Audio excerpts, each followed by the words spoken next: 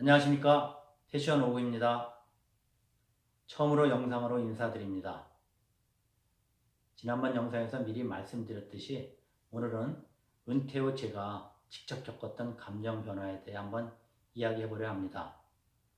바로 전에 저희 은퇴하던 날 당일 영상을 공유했는데요.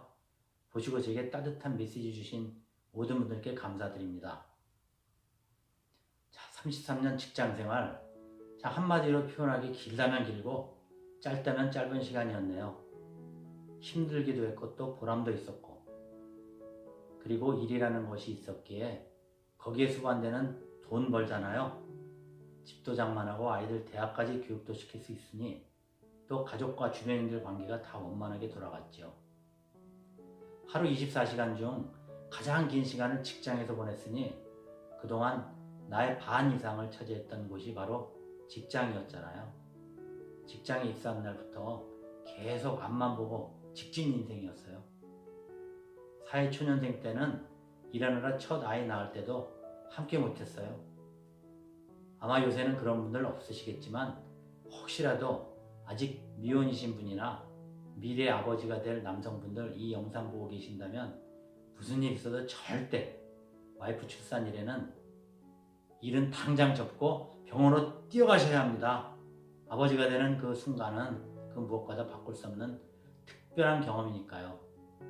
그리고 중요한 것은 그 소름이 평생 와이프의 뇌리에 박혀서 다툴 때 언제 입 밖에 튀어나올지 모릅니다. 제가 그 교훈을 마음 깊이 새기고 둘째 때는 말이죠. 바로 일 놓고 뛰어갔다는 거 아닙니까? 다시 본래 얘기 돌아와서 많은 은퇴자분들이 그러셨겠지만 직장에 입사해서 계속 앞만 보고 직진해온 인생이었잖아요. 그렇게 저도 33년을 달리고 난 마지막 퇴근날 회사의 물건들을 반납하고 나서 남은 물건은 반 박스의 짐이 전부였어요.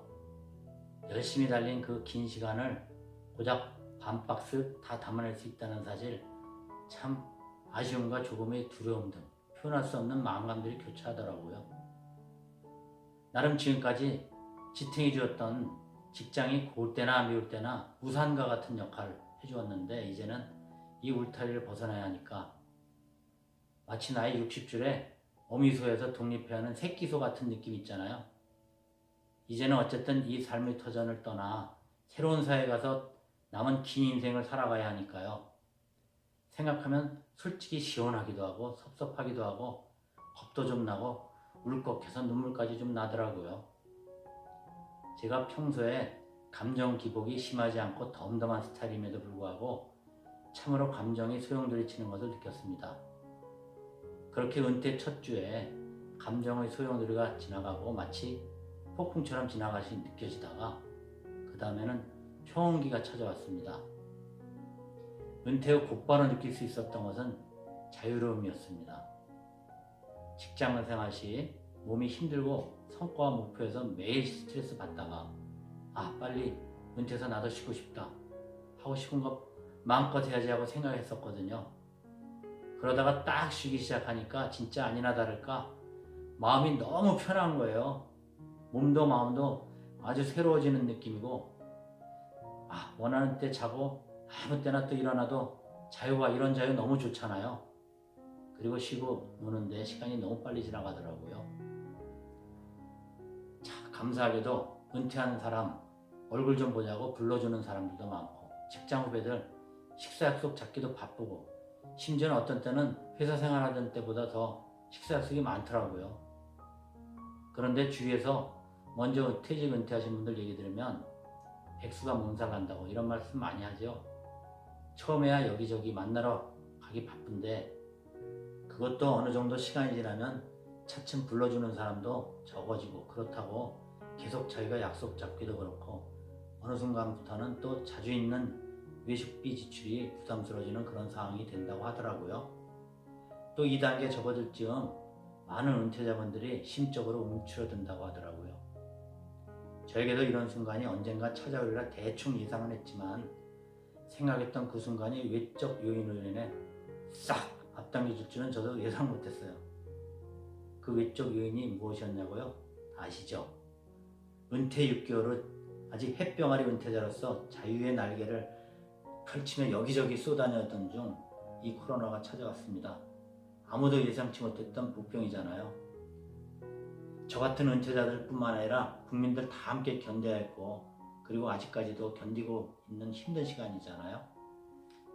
저에게 있어서는 코로나가 은퇴 후 감정 변화의 새로운 막을 앞당기는 역할을 해버렸습니다. 최대한 늦추고 싶었던 다음 이 막의 시작을요. 이 코로나가 시작되면서 저 가장 직접적인 변화는 사람들과의 모임이 많이 줄어들었다는 거예요. 그게 아직 내가 소속한 곳이 있었다면 그냥 코로나 때문에 답답하구나 정도 느끼며 넘어갔을 상황인데, 소속감이 없는 데다가 만날 사람도 줄어드니 이렇게 생각하니까 나 자신이 움츠러들더라고요. 은퇴 후 제가 겪었던 한 가지 예를 들게요.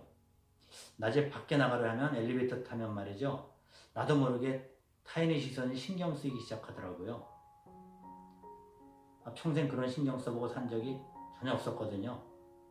또 낮에 산책하러 나가려 엘리베이터 타면 다른 사람 만나잖아요. 그 사람이 나에 대해서 저 사람 왜 대낮에 훤한 대낮에 집에 있지? 실직했나? 불쌍해서 어쩐다냐? 이런 생각을 하는 것이 저는 굉장히 불편했습니다. 사실 실직하면 실직한 거지 또 그게 뭔 대수입니까? 상대방은 사실 아무 상관도 안 하고 있을 텐데 말이죠. 그런데 문제는 이런 생각들이 꼬리에 꼬리를 물면서 멀쩡한 사람도 순식간에 움츠러들 수 있겠더라고요. 또 한 가지 더 하자면, 집사람도 밖에 모임 많잖아요. 그런데 밖에 나가 모임할 때 남편이 은퇴하고 집에서 노는 백수라는 얘기를 별로 하고 싶지 않다는 거 제가 느꼈어요. 요새 세상이 많이 바뀌었다고 하지만 그래도 남자는 일이라는 것이 있어야 떳떳한 것이구나. 사회에서의 그 명함의 힘이 중요하다는 것을 느꼈죠.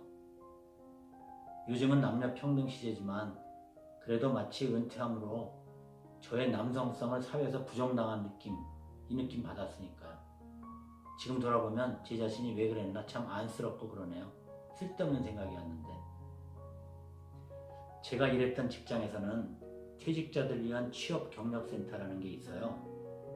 거기서 취업 소개 문자를 가끔 날려보내는데, 언제부턴가 이 문자를 제가 유심히 보기 시작한 날을 발견한 거죠. 그런데 쭉 읽다 보면 맨 끝에 가서 제한사항이 있는 거예요. 만 60세 미만, 이런 단서조항이 이게 참 마음 아프게 느껴지더라고요. 더 심한 것은 제 주변에 55세 전후 은퇴자들, 퇴직자들 얘기 들어보면 취업하려고 이력서 넣지도 마라, 보지도 않는다, 찾는 사람 없다, 이렇게 얘기하더라고요. 정말 슬픈 현실이죠. 그런 상황이니 나이가 60이 넘으면 받아줄 것 하나 없다는 것이죠. 회사 다닐 때 노하우, 이런 건 다 필요 없는 장식물에 불과한 거예요. 창업에 대해서 잠시 제가 생각을 했었죠. 그러나 제가 직장에서 개인연수심사부장 일할 때 거래를 해왔던 업체들 폐업률 분석했던 적이 있었어요. 여기서 특히 서비스 자영업 폐업률 당시 데이터 결과가 충격적이었습니다. 5년 내 망할 확률이 90%였다는 거예요. 이 데이터 분석 후 저는 제 자신에게 절대 이 다음에 퇴직하면 창업은 꿈도 꾸지 말아야겠다 다짐했죠. 이 데이터가 그닥 놀랍지 않은 것은 당연히 베이비 부모 세대 줄줄이 퇴직하잖아요. 제조업 분야 인력도 줄고 또 다시 들어갈 직장은 없고 다들 서비스 시장으로 몰려 나오니 경쟁이 되겠습니까? 제 살 깎아먹기 경쟁이잖아요. 획기적인 아이템이 있지 않으신 이상 은퇴자분들은 창업 제 주변에 본 경험에 의해서 추천드리기 힘들 것 같습니다. 또 코로나 때문에 현재는 더욱 참담하지 않습니까?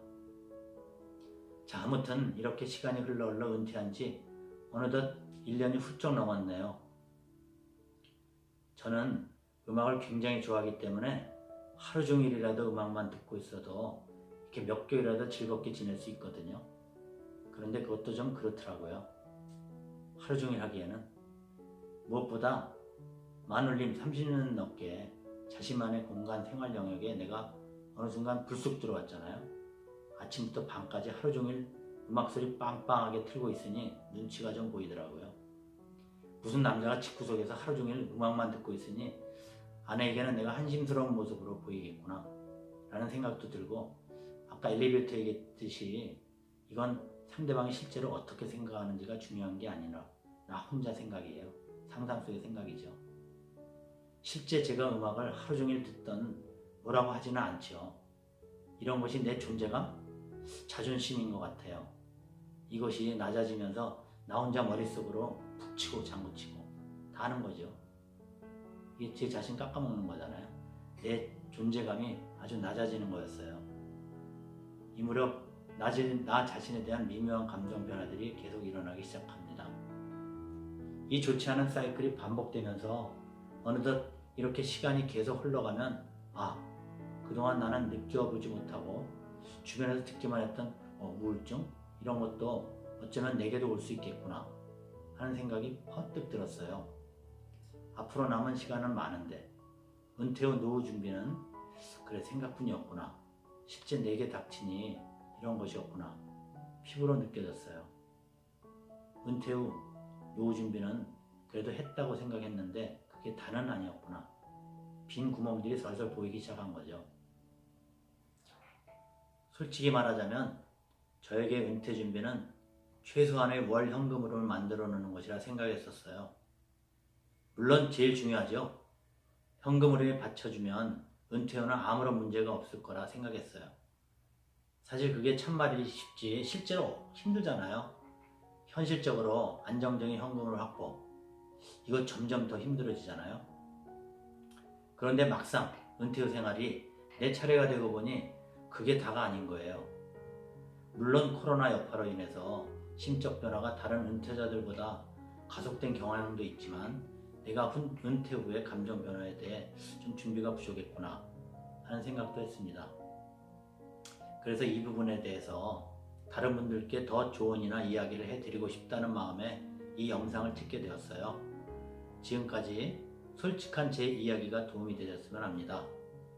자, 은퇴하고 1년을 찍은 이 시점에 저는 앞에서 말씀드린 참 복잡 미묘한 이 감정 변화를 겪으면서 좀 더 나 자신에 대해 돌아보는 시간을 가졌습니다. 이때를 변곡점으로 해서 저는 몇 가지 새로운 시도를 했어요. 감정 변화에 잘 대처하는 방법 몇 가지를 익히게 되었는데요. 이것에 대해서는 기회가 된다면 다시 한번 다뤄볼 생각입니다. 은퇴자로서 아니면 비은퇴자로서 감정 변화에 대해 대처하는 법, 이것에 대해 개인적인 노하우가 있으신 분들은 밑에 댓글로 나눠주세요. 우리 모두 지금 아니면 미래에 겪을 일들이잖아요. 따뜻한 응원의 말씀이나 메시지도 제게는 참 힘이 되더라고요. 영상 시청 감사드립니다. 구독, 좋아요 부탁드리고요. 곧 새로운 영상으로 다시 인사드리겠습니다. 감사합니다.